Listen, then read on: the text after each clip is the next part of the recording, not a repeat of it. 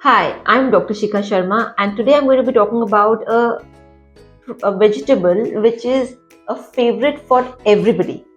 Everybody loves this vegetable, wants to eat it every day, wants to eat in every meal, and yet has no respect for this vegetable and has no value for this vegetable. And most doctors will tell you to cut down on this vegetable if you have some health condition like diabetes or weight problems or something like that. And yet the whole world is eating this vegetable so much. There's so many cartoons on this vegetable also. It's made fun of. So the vegetable I'm talking about and which I'll be telling you in detail is the humble potato. यानी जो ये आज हम बात करेंगे वो है आलू के बारे में. नाउ द क्वेश्चन इज कि आलू के बारे में इतने मजाक बनता है, इतने जोक्स बनते हैं, और फिर भी हमारा सबसे फेवरेट वेजिटेबल है. बच्चों को फ्राइड आलू चाहिए, बड़ों को फास्टिंग के टाइम पे फ्राइड आलू चाहिए. पूरी इंडस्ट्री खड़ी है आलू पे, यानी पोटैटो चिप्स पूरी इंडस्ट्री खड़ी है और वो सिर्फ इसको एज अ स्नैक बेच रही है. तो फर्स्ट थिंग इज कि लेट्स अंडरस्टैंड कि आलू क्या है, इसमें इसकी न्यूट्रिशनल वैल्यू क्या है, इसकी मेडिसिनल वैल्यू क्या है, इसके साइड इफ़ेक्ट्स क्या हैं और इसकी क्या रेसिपीज़ हैं जो हम अपने इनकॉर्पोरेट कर सकते हैं. तो जो आलू है वो नाइटशेड फैमिली से है. यानी नाइटशेड फैमिली का मतलब है कि ऐसे कई वेजिटेबल्स जो नाइटशेड फैमिली के होते हैं वो नॉर्मली जॉइंट प्रॉब्लम्स में नहीं दिए जाते, और उसका कारण अलग अलग है. वेस्टर्न मेडिसिन न्यूट्रिशन का कारण अलग है और नेचुरोपैथी का कारण अलग है.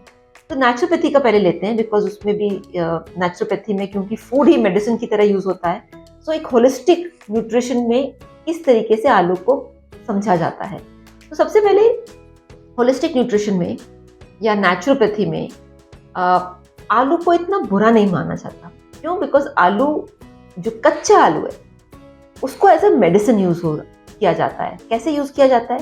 जैसे कच्चा आलू है तो कच्चे आलू का रस निकाल के जिनको एसिडिटी होती है, जिनको बहुत ज़्यादा एसिडिटी होती है, तो कच्चे आलू का रस उसको नॉर्मल पानी में मिला के एम्प्टी स्टमक पेशेंट्स को दिया जाता है.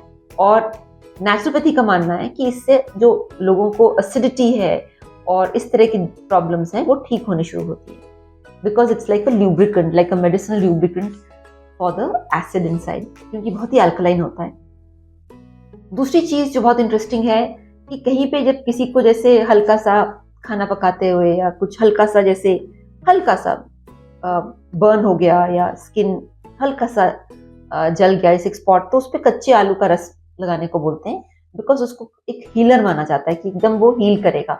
एलोवेरा भी माना जाता है, बट अगर एलोवेरा नहीं है तो कच्चा आलू किचन में होता है तो बोलते हैं उसको थोड़ा सा लगा लिया जाए, क्योंकि वो स्किन को लुब्रिकेट टाइप करता है. तो एक this is an instant thing which is done. फिर बाकी जो लड़कियां हैं उनको तो पता ही होगा कि कच्चे आलू का रस निकाल के वो डार्क सर्कल्स के लिए एक रेमेडी मानी जाती है बाय कॉस्मेटोलॉजिस्ट कि आप कच्चे आलू का रस अपने आंखों के नीचे अगर लगाते हैं तो उससे आपके डार्क सर्कल्स कम हो जाते हैं, या थोड़ी सी एक ब्राइटनिंग, स्किन ब्राइटनिंग के रूप में यूज किया जाता है. कच्चा आलू का रस इवन यूज होता है ब्यूटी पार्लर्स में स्किन के लिए, क्योंकि अगर एकदम स्किन ड्राई हो रही है, रफ हो रही है, तो उसके लिए भी वो यूज़ होता है कई स्किन टाइप की चीज़ों के लिए. तो ये तो हुआ कच्चे आलू के बेनिफिट्स. बट इसमें ध्यान रखना चाहिए कि जब जैसे अभी हम कच्चे आलू की बात कर रहे हैं, अब हम पके हुए आलू की बात करें तो आलू का सिलेक्शन सही होना चाहिए. सबसे पहले आलू बहुत ज़्यादा पुराना ना हो, जो कि स्पेशली जैसे स्टोरेज हाउसेस में जिसको बहुत देर से रखा हो, बिकॉज उसका स्वाद भी खराब हो जाता है और उसकी न्यूट्रिशनल वैल्यू भी खराब हो जाती है और इतना वो फर्म नहीं रहता है.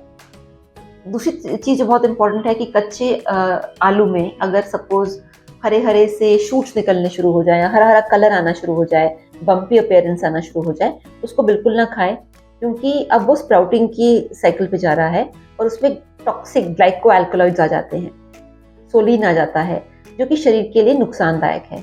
तो कई लोग होते हैं लेजी होते हैं, कहते अरे थोड़ा सा एक तरफ से शूट आ रहा है, कोई नहीं, उसको चाकू से काट दिया और बाकी आलू को पका लिया. ऐसा ना करें. बेटर है कि आप उसको किसी गमले में लगा लें रादर देन कि आप उसको अपने सब्जी में डालें, because it has glycoalkaloids which are toxic for the body. अब आलू को किस तरीके से पकाया जाए। अब आप कहेंगे इसमें क्या बड़ी बात है, हम तो रोज फ्राइड आलू खाते हैं, सब्जियों में डालते हैं। वो तो तरीका आपको पता ही है और उसका जो नतीजा भी आपको पता है कि ओबेसिटी, डायबिटीज और ये सारी चीज़ों में वो नहीं दिया जाता। और उसका कारण ये है कि जो आलू है वो शरीर में जाके चीनी जैसा काम करता है और नेचुरोपैथी में कहा जाता है कि ये हैवी टू डाइजेस्ट होता है फॉर पीपल जिनको गट इश्यूज हैं। ये बॉडी में जाके बॉडी का वेट बढ़ाता है। गैसी भी माना जाता है, यानी पका हुआ आलू या फ्राइड आलू गैस भी क्रिएट करता है। तो इसीलिए जिन लोगों को बर्पिंग, गैस की प्रॉब्लम है, तो उनको आलू नहीं दिया जाता बिकॉज ऑफ कि एक हैवी भी हो जाता है और गैस की भी प्रॉब्लम करता है। नाउ द क्वेश्चन इज कि आलू किस किस कंडीशन में ज़्यादा दिया जाता है। तो सबसे पहले जैसे हमको पता है कि आलू से एलर्जीज नहीं होती है, यानी जैसे मूंगफली से एलर्जी होती है, नट्स एंड ऑयल सीड से एलर्जी होती है, दूध से भी होती है, गेहूं से भी हो जाती है लोगों को, बट आलू से नहीं होती। तो इसीलिए ये बच्चों को as part of their initial diets, initial nutrition दिया जाता है। उसको मैश करके उसके अंदर थोड़ा सा काला चने का पानी मिला के उसके अंदर मैश चीज़ें करके उसको बच्चों को एज अ मील दिया जाता है, स्पेशली जब बच्चों के दांत नहीं होते। और एक और चीज़ जो है कि आलू, बॉइल्ड आलू बहुत फिलिंग होता है और उसका जो फिलिंग नेचर है वो because of its pectin, cellulose, hemicellulose, यानी ये जो चीज़ें हैं पेक्टिन, सेलुलोज, हेमीसेलुलोज, ये उसको फिलिंग करती हैं। यानी अगर आपके घर में कुछ भी नहीं है तो आप 2-4 आलू अगर उबाल लें, फिर उसको स्लाइस करके चाट मसाला डाल के उसमें हरी मिर्च, प्याज, टमाटर ये सब डाल के उसका अच्छा खासा स्नैक बना सकते हैं जो पेट भी भरेगा और आपको टेस्ट भी मिलेगा। आलू को एक और अच्छा बढ़िया तरीका बनाने का, हेल्दी तरीका है कि उसको as a thickening agent use कीजिए। यानी जैसे कि आप सूप बना रहे हैं और सूप में खूब सारी आप सब्जियां भी डाल रहे हैं, तो उसको और थिक करने के लिए आप थोड़ा आलू भी डाल सकते हैं, जिससे कि वो थिक हो जाता है और वो अपने आप में एक पूरा डिनर बन सकता है। यानी कि आपको अलग से भी कुछ बनाने की ज़रूरत नहीं है। स्पेशली अगर आप विंटर्स में हेल्थ कॉन्शियस खाना रात को खाना चाहते हैं तो एक थिक सूप बना सकते हैं जिसमें आलू कैन बी अ थिक ना, boiled potato can be a thick ना, एंड साथ में उसमें आप सब्जियां डाल के खूब सारी, तो as a it's like a meal by itself. एक और चीज़ जो लेडीज़ घर में बहुत करती हैं कि जब कभी किसी खाने में नमक ज़्यादा पड़ जाता है तो थोड़ा सा आलू डाल देती हैं। वो नमक, जो आलू है वो नमक को अब्जॉर्ब करना शुरू करता है, तो नमक जो ज़्यादा गलती से पड़ गया है वो थोड़ा सा कम हो जाता है। So it's like a hack, it's like a quick solution for a problem जो हर घर में कभी ना कभी हो जाती है, बिकॉज गलती से नमक डबल पड़ जाता है या ज़्यादा पड़ जाता है। So that is another use of आलू। आलू का जो एक और आप कह सकते हैं कि फायदा है वो ये है कि अगर आप आलू फ्राई ना कर रहे हो, बिकॉज फ्राइंग में बहुत ज़्यादा तेल अब्जॉर्ब करता है और वो जो टेस्ट आप देखते हैं वो आलू से कम तेल का ज़्यादा होता है या बटर का ज़्यादा होता है।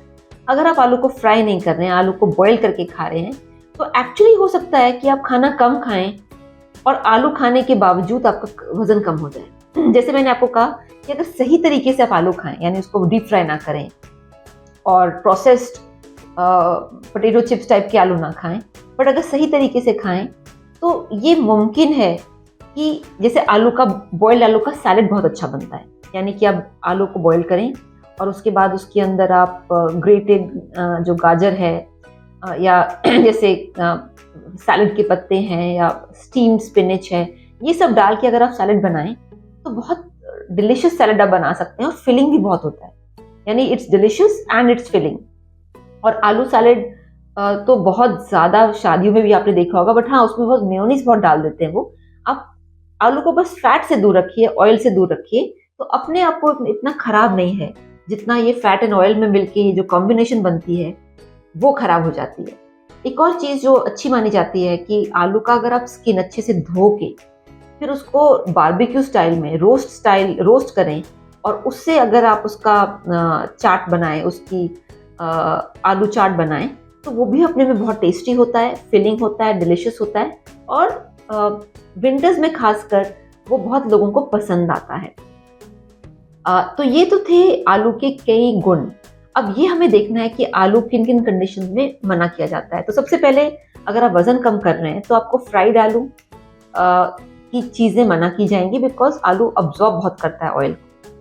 दूसरी चीज़ जो बहुत इंपॉर्टेंट है कि अगर आपका डायबिटीज़ है तब भी आपको फ्राइड आलू और आलू की सब्जी मना करी जाती है, बिकॉज वो बहुत ऑयल अब्जॉर्ब करता है और अपना स्टार्च तो है ही आलू में, तो वो फिर वो मिल के कॉम्बिनेशन बहुत ख़राब होती है। जैसे अगर आप देखें कि फुल्का अपने आप में शायद उतना डायबिटीज़ को नहीं बढ़ाएगा, बट जब आप फिर पराठा बनाते हैं, यानी वही कंडीशन है कि उसमें वो ऑयल अब्जॉर्ब बहुत करता है, तो कोई भी चीज़ स्टार्ची चीज़ जैसे आलू है या मैदा है, वो ऑयल को बिल्कुल सोख लेती है, अब्जॉर्ब करती है, और इसीलिए उसको मना किया जाता है, इस कॉम्बिनेशन को मना किया जाता है खाने के लिए। बट रोस्टेड आलू, बॉइल्ड आलू, ये अपने आप में इतने खराब नहीं हैं और एक्चुअली आपको हेल्प ही कर सकते हैं अगर आप उसको सही रेसिपी फॉर्म में बनाएं। तो अगर आप होलिस्टिक न्यूट्रिशन फॉलो करें रादर दैन कि सिर्फ आप रेसिपीज फॉलो करें, तो दोनों में बहुत अंतर है। होलिस्टिक न्यूट्रिशन आपकी सेहत की तरफ आपको ले जाता है, नॉलेज की तरफ आपको ले जाता है, एंड बेटर चॉइसेस की तरफ आपको ले जाता है। तो holistic nutrition is a way to health, और जो normal recipes and normal nutrition है, that is just for understanding food outside the body. तो आलू का जो बॉडी के अंदर क्या असर होता है, जैसे मैंने आपको बताया ग्लाइसेमिक इंडेक्स हाई है, बॉडी के लिए हेवी होता है, थोड़ा सा ये गैसी होता है। जिन लोगों को वाटर रिटेंशन होता है, जिन लोगों को गैस ज़्यादा है, उनको दोनों को आलू कम खाना चाहिए या एकदम मिनिमल और बेटर रेसिपीज में खाना चाहिए। साथ में जैसे मैंने आपको बताया कि कच्चे आलू की तो कई मेडिसिनल बेनिफिट्स भी हैं, एंड आलू एक ओवरऑल एक हेल्दी स्नैक बन सकता है, प्रोवाइडेड आप उसको सही रेसिपीज की फॉर्म में खाएं। तो वैसे भी अगर आपको रेसिपीज देखनी है, आप वेबसाइट पे आ सकते हैं www.drshikha.com, और आप वहाँ पे बहुत सी रेसिपीज आपको मिलेंगी जो कि आप देख सकते हैं, ट्राई कर सकते हैं।